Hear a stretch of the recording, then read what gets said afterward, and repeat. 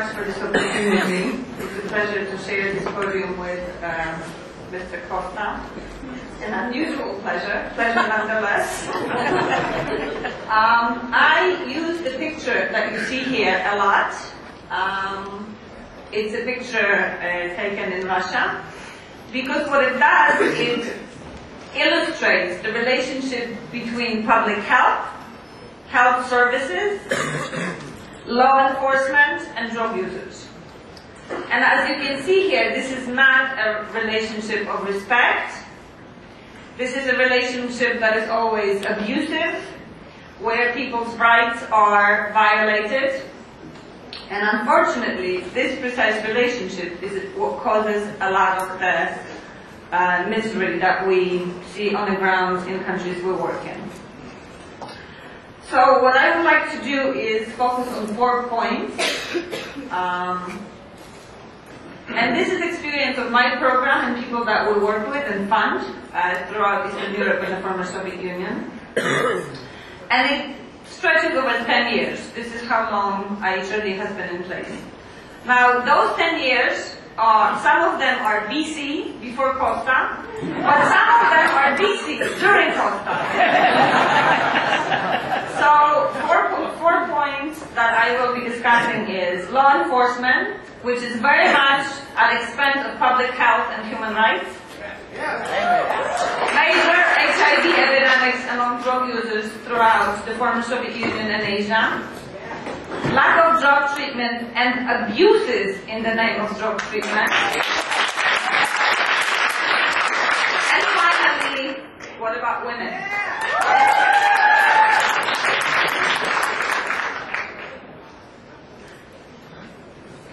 So, law enforcement. In Russia, in Ukraine, countries that we work in, police often harasses and arrests drug users who attempt to obtain health information, sterile needle and syringes, in legal needle exchange sites. This is a report that we hear continuously from countries of the former Soviet Union. In China, police are known to wait by syringe distribution points or methadone programs. So again, in China, during periods of crackdowns, and one thing to keep in mind that a period of crackdown is upcoming with the Olympics, we do see and very often hear of police arresting drug users outside of needle exchange programs, outside of legal methadone programs. We have had many, many reports of outreach workers who have been followed and detained and beaten by the police. In the US, studies have found that drug users who were afraid of being arrested were more than 1.5 times more likely to report sharing needles. None of that is a surprise to you. The atmosphere of intimidation, of fear, very much promotes lack of services that drug users are suffering from. So what we do see very clearly is that law enforcement approaches are closely associated with police use of excessive force and human rights violations. Drug enforcement in China, Kazakhstan, Russia, Ukraine has been associated with police extortion and violence against suspected drug users. Many people hear stories about drug users being locked up in jails for 24, 48 hours with false confessions extorted from them at the time of withdrawal. In Thailand, a federally ordered police crackdown resulted in reports of thousands of extrajudicial killings of suspected drug users. Now there is a commission which is studying this terrible occurrence, and what we are learning is that many of those arrested reported that police planted drugs in their packets, forced them into signing false confessions, or threatened to arrest them simply for not being enrolled in drug treatment programs. In Kazakhstan, police came to drug dealing points to conduct body cavity searches, which women IDUs reported led to sex in exchange for return of seized drugs.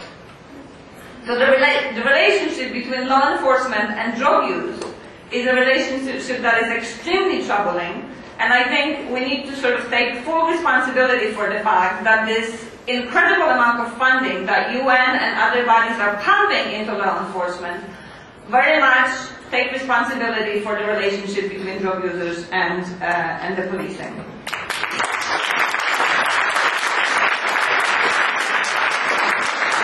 So what happens as a result of that? What happens as a result of this overextended, abusive law enforcement authority? What happens and what follows is the fact that people live in the shadows, they're fearful, they're marginalized, and HIV epidemic follows closely. So if you look at the data on HIV, as many as 1.7 million people are living with HIV in Eastern Europe and in Central Asia. 1.7 million. Injecting drug use is the single most significant driving force behind the epidemic in that region.